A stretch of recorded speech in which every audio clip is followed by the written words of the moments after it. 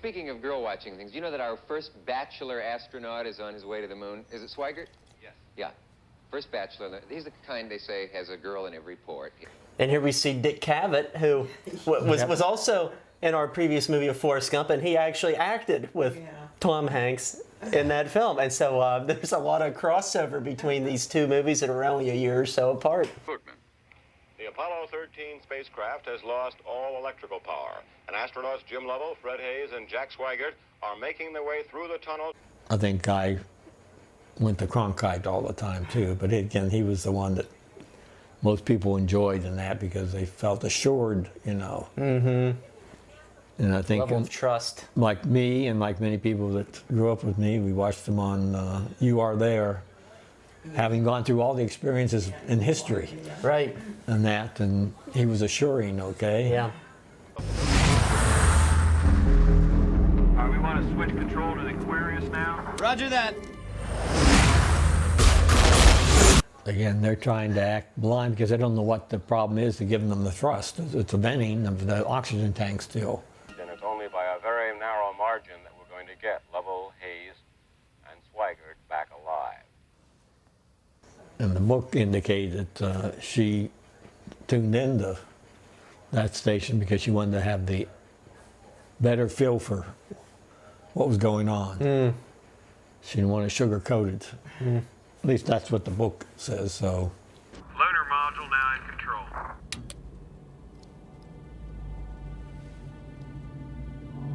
Roger that, Houston. So they powered down to save the batteries that say needed for the re-entry when they've separated from both the service module and the LAM itself, and needed to do the power for parachutes and everything else and actuate the pyros and everything else when they're coming in. So they're on the lunar batteries now, the lunar module batteries. Did they shut us all down in there? Yeah. Didn't think we'd be back in here so soon. And right here, they're going to be on a lunar module that was planned for just 2 days on the surface with 2 men. Now they have to have 3 men for another at least 5 days. Can it be done? We don't even know if the Odyssey's engine's even working, and if there's been serious damage to this spacecraft... They blow up and they die. That is not the argument. We're talking about time. Let's hold it down. Let's hold it down, people. I think that people have answers real quick, okay? And I don't think most people have that response, okay? This is too fast for having everybody with an answer and that. They're thinking about it in their own systems, even if it's on their own systems too. And these are the people in the flight control, not our. We're over there doing the same thing. And like I said, when this happened, I was home, so I had a phone call and said, hey, be ready to come in early. Yeah. So when you arrived, what was the sense? What was the mood? Well, no, they had extra guards on the outside of the thing, okay?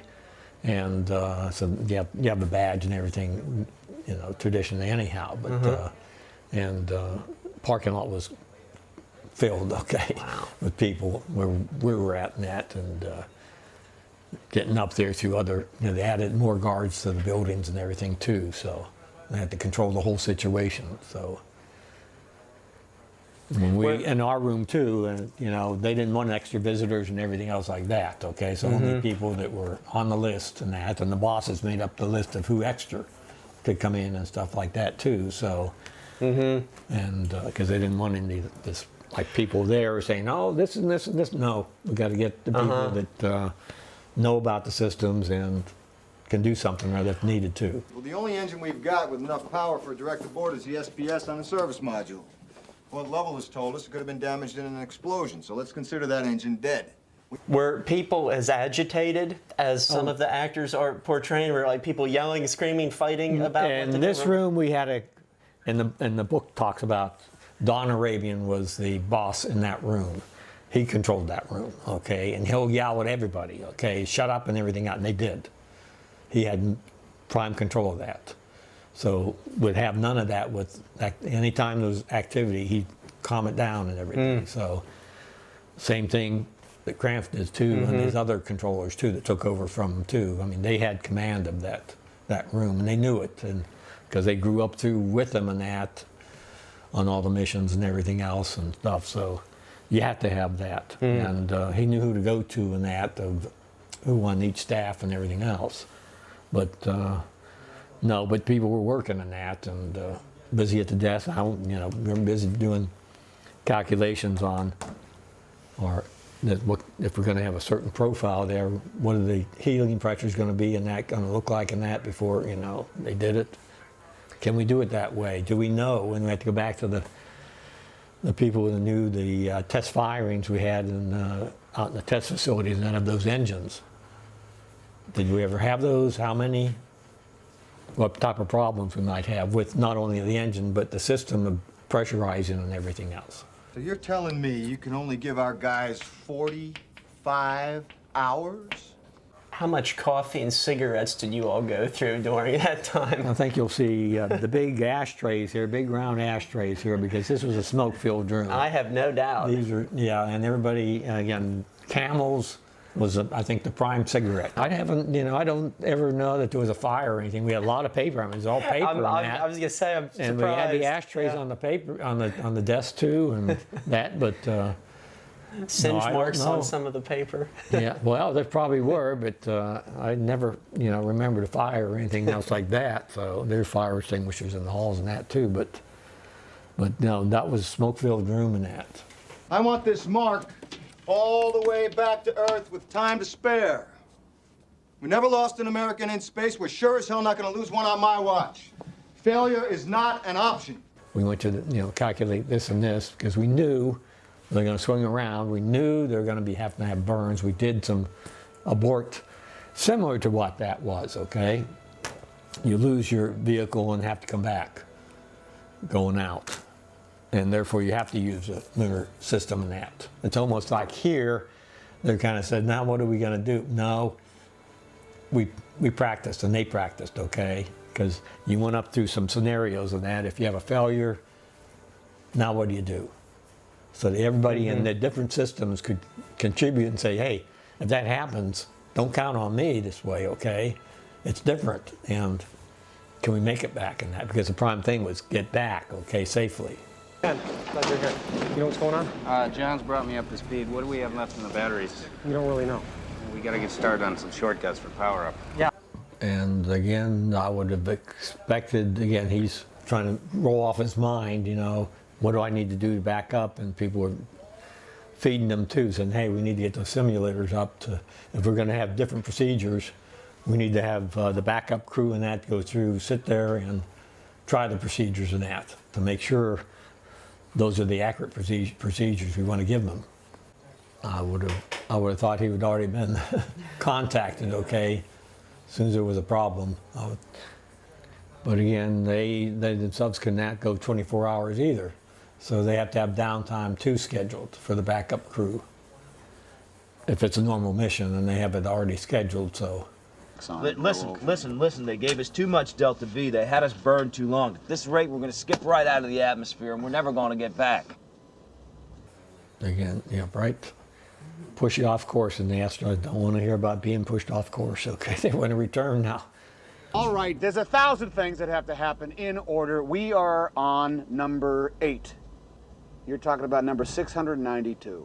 No, I don't think the movie has how they slept, okay, how much they slept in that, but each of them from now on were around, I think the book mentions, they added up something like about 7 to 10 hours, each of them, okay, in the next 3-4 days, total hours. Man. Because again, they were going back into the command module to sleep one at a time, and they could just hear all the noise, any mechanical thing done with switches and everything else, or even the talking of the 2 astronauts on the comm with Houston and that. And again, they're already in a critical condition there already for the spacecraft, and so is that going to allow you to fall asleep? If I fall asleep, what's going to happen? Am I needed? What about the scrubbers on the command module? They take square cartridges. The ones on the limb are round. Tell me this isn't a government operation. Which pointed out one thing too, why didn't the 2 vehicles have similar type canisters? so they would have some backup. And it's always we have two designs. If one doesn't work, then we have a backup design that does work. We don't have a problem with both designs then. That was the answer. Okay, there's kind of redundancy there, which they did then, really. But they said, well, couldn't you still make the filters the same size? That you could have some interaction, you know, between the two. Otherwise, they had to jury-rig the two sizes. What's this? That's what they gotta make. Well, I hope you got the procedures for me. Right here.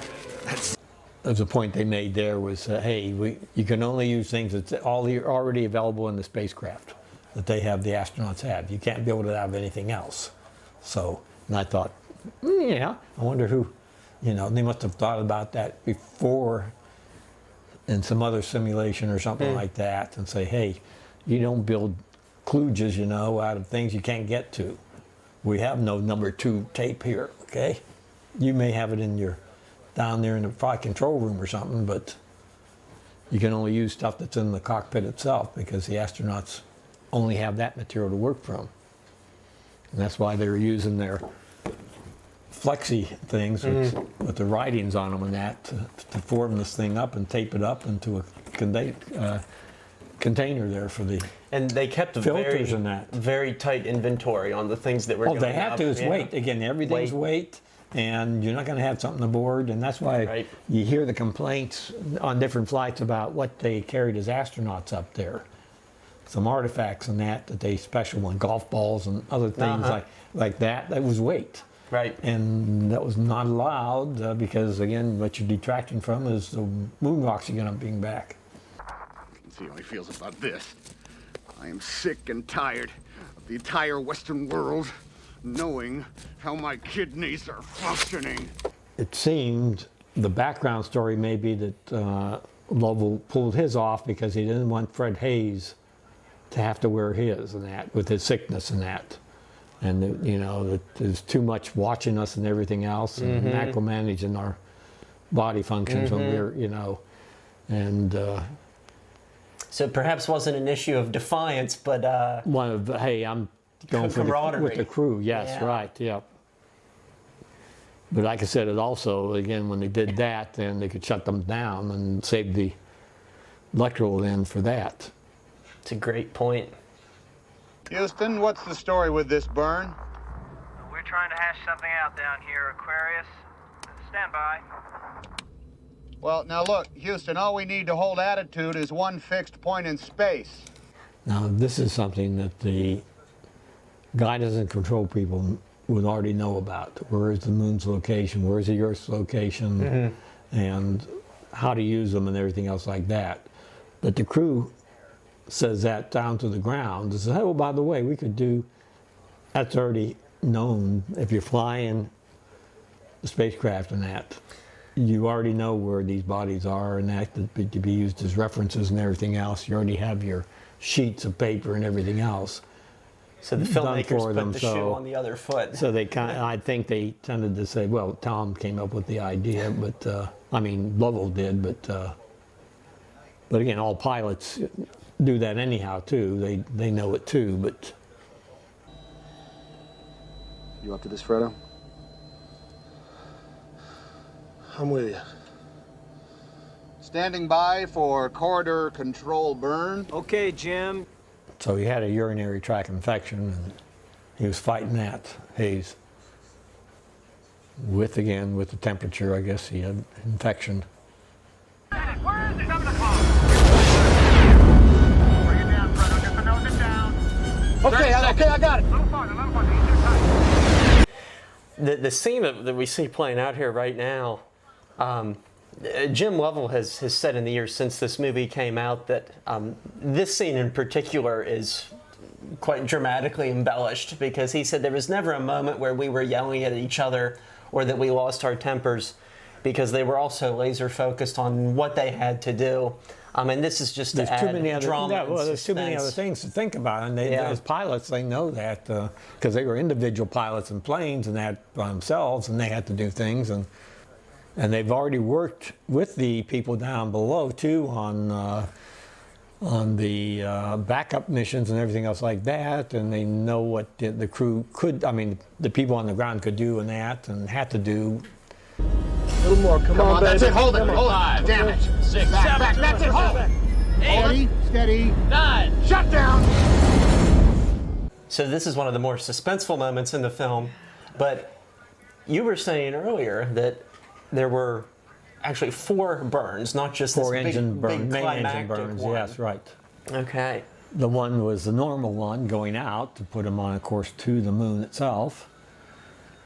And the second one was to put them back into an Earth return before they went around the moon after the accident. And then the third one, the second one by descent, or the third burn itself, was to, again, get them back early. And the fourth one, which may be this one, was to perturb it a little bit better to get a better angle, to stay within the angle that you need to have to don't skip out or don't crash. You think it was as tense and nerve-wracking as what we just saw here, or do you think they were a little bit cooler and collected than that?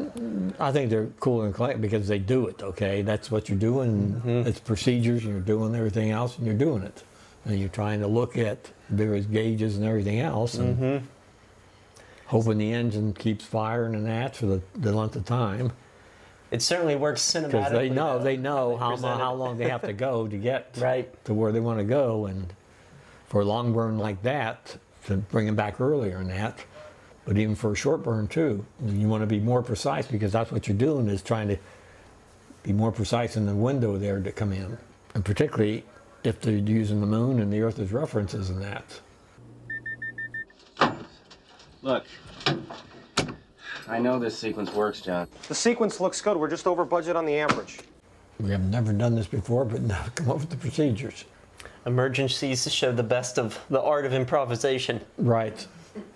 We've never done that before, even in the simulators and that, but bringing back up the spacecraft after the cool down and what works, what doesn't work, particularly the first generation computer on a spacecraft. Arthur, my notes are clear on that last sequence, Yeah, right? clear from building 5, Excuse right? me, Getting a gentlemen. little blurry there. Oh, here's the scene, I think, when they go in here, and I think yeah, the individual just got pulled over. That was Ed Fendel. He was an individual that took control of the camera when it was on the moon, when the ascent lifted off and with the 2 astronauts. And So you're saying he had a toggle switch that he, you know. So you're saying the real him had a cameo? Cameo, Yeah, I right see. there, yes. I guess that's what you would say, cameo, yep. Blanche, these nice young men are going to watch the television with you. This is Neil Armstrong, and this is Buzz Aldrin. All right. Here we just saw a little cameo with the characters of Neil Armstrong and Buzz Aldrin. Man, the actor they got for Neil Armstrong. Yeah, I mean, he looks a lot like him. And interestingly enough, we're filming this on the 9th anniversary of Neil Armstrong's passing, so yeah. And then Collins has passed the last year, and still Buzz Aldrin is the only one remaining of the crew of the first. It's almost like they're underweight. Now, how could they be underweight? We didn't land on the moon. Rocks. There could have been 200 pounds in other places too, because they vented a lot and still had some residual maybe in some places, and they blew the panel off and that. Did you account for that weight? No. So it's questionable. As her husband prepares to jettison his lunar module lifeboat, Marilyn Lovell waits with her children, her neighbors, and we are told Apollo 11 astronauts Neil Armstrong and Buzz Aldrin. Again, I was back in my apartment at this time again, because again, the system was already done with, and coming back in and start getting rid of people you don't need. Go back, you're going to be pulled in for post-flight evaluations and that, so go back home. Jack, we're ready to see if the computer will accept uplink of the re-entry data now. Okay, the IMU is up. We got our 8 balls back. That's when we could get the data off of my system now for the first time since they powered it down and that to see what the tank pressures were and how any long, other thing. How long was that time in which they were powered down? That was what, 1, 2, 3, 4, about 4 or 5 days. Wow. Right by the high gain antenna, a whole panel is blown out. Right up to our heat shield. There was a concern with the heat shield too. What did the failure do to that? Looked like it got the engine bell too. Can you see that?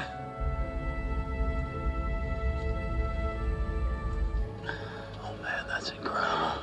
And there's the first picture of missing bay and the damage.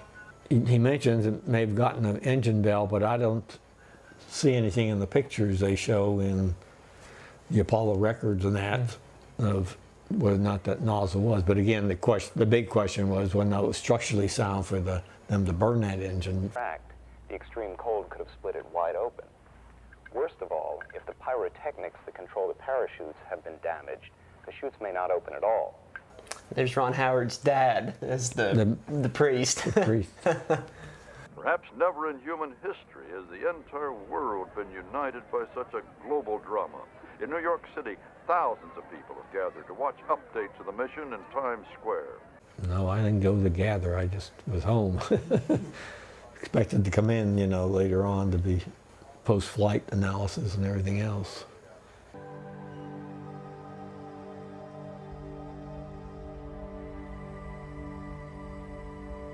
A little dramatic. What is that? Oh, I was getting a little punchy and I didn't want to cut the lem loose with you guys still in it.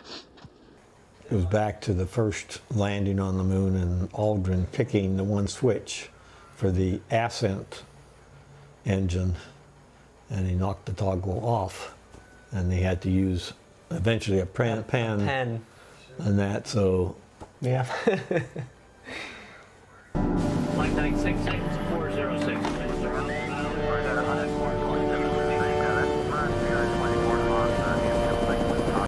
As I said, part of the 400,000 people for Apollo program, and the Navy working out there too. And incredible effort of a legion of people. Right, It's and a network around for communications around the world at different stations and that too. I know what the problems are, Henry. This could be the worst disaster NASA's ever experienced. With all due respect, sir, I believe this is going to be our finest hour. And as his famous quote indicates, failure is not an option.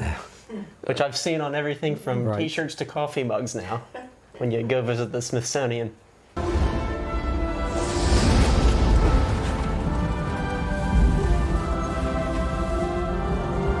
So what's the temperature when they re-enter the atmosphere? I don't know exact, but it's thousands of degrees and that, but that again, material's just ablating away and taking the heat away. Mm-hmm. As an aerospace engineer, I could have been in the area of aerodynamics for space shields and things like that too, as a career in that. And I didn't have a selection. I was just chosen by the propulsion people in that. It's their turn to pick a handicapped person. And so, but I was glad I was in there because it was a total systems type approach rather than a focus on one little thing or something or other. So it worked out very well for me, that.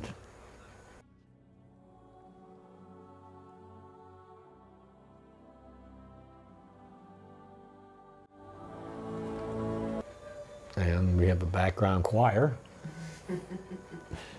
It's a great soundtrack to this movie.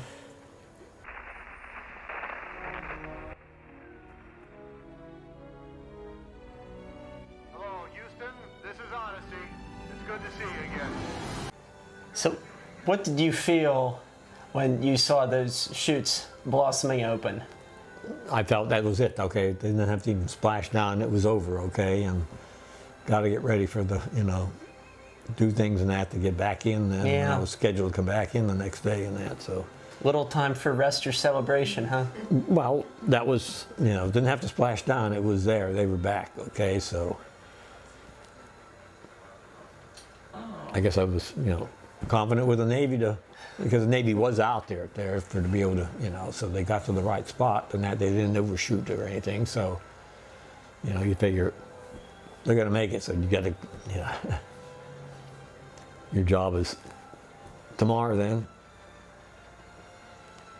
The beat goes on. Yep, I didn't need to watch all the PR programs of Quantico and everybody else talking and patting themselves on the back like Bergman would or something. Oh, I knew it all the way, when he didn't. He was the one calculating the chance of failure in that, and it's not the way you do it. Because as we know, the famous saying, there is no failure, okay?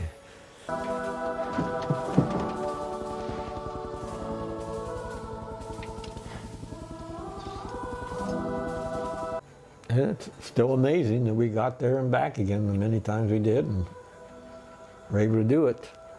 When you compare them with the Russians and that, and they tried, and nobody else has done it yet. So, and you think 50 years back we did it with slide rolls. Basic, slide rolls, no computers and that. And what can we do today? We said, well, we can't do it yet. Okay, got to build back up again. You've come into my classes, I believe, 4 times by this point. And you're always generous enough to share your stories and bring in your artifacts. And students are always amazed. They don't know what it is first. They don't know what it is at first. But then when you tell them and you explain that is how we made the calculations to put there were no a dozen human beings on the moon, it blows their mind. So I thank you for sharing these stories. I'm glad to be here, I'll tell you. It was a good experience.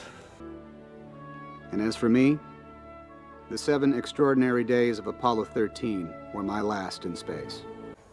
The older admiral who salutes Tom Hanks is in fact Jim Lovell. So there he is. That's him on the left. Yes, he is, yes. Thinking of the thousands of people who worked to bring the 3 of us home. I look up at the moon and wonder, when will we be going back? And who will that be? It's more than thousands. It's 200, no, 300, 400, like I said, that the different articles of the 50th anniversary. And I took a average of them that was basically around 300,000 to 400,000, they figure. Well, participated, even if they sewed a parachute or something, or worked on a component on a system or something, a valve or something, or a washer to something or other. They knew it. Well, regardless of the exact number, I thank you for being among them, and I thank you for sharing your story, incredible story, and your amazing insight with our audience tonight. I was glad to be able to do it too, and get memories back here too, nice memories. That's great. Thank you so much. As I always do, we recommend additional reading if you're interested in learning the backstory on the various themes that we discuss.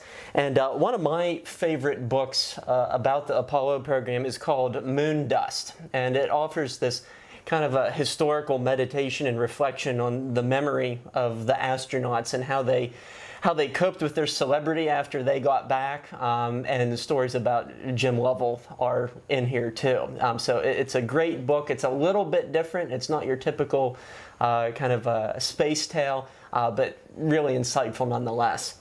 If you're looking for a book that looks at the origins of the Apollo program, a book that came out for the 50th anniversary of Apollo 11 is American Moonshot by Douglas Brinkley. And this specifically looks at the roots of the Apollo program as it was envisioned by John F. Kennedy. And so there are really 2 good books for you. Don, what book did you bring that you could recommend? As I participated, I went back and looked at the movie, but the movie again is Ron Howard's version of it. And I was trying to make sure that some of the accuracy in that, as I could remember 50 years back or so. And the Apollo 13 by Jim Lovell and Jeffrey Kruger, and it had more detail than the movie did, in certain sections in that. But again, it's pretty much follow. And not only is this is a database, besides books, the NASA site itself for the Apollo, if you go there for the Apollo program, numerous technical documents there. As I said, it's hard to make a movie when you have all this credible video, you have recordings, and you still have people left. His movie was very good, entertaining. It was entertaining first, okay, which was supposed to be too. But it gave the story, the overall thrust of the story. On a scale of 1 to 10, with 10 being the highest level of authenticity possible, where would you rank Apollo 13? About 8. An 8. I picked out a couple of things there that we discussed and everything too, and some things I found in here too compared. But no, it's an 8. It's very good from end to end. So. But again, it's more for the public to be entertained and... Absolutely. Well, it's the hope that people who are inspired by Apollo 13, a movie, will get Apollo 13, the book, and learn the fuller story. All right, folks. What a great segment we had here. Thank you so much for joining us for Apollo 13. And Don, thank you once again for joining us. Thank you for inviting me again. All right. I enjoy it. We'll see you next time on Real History. Okay. Take 2. Yeah.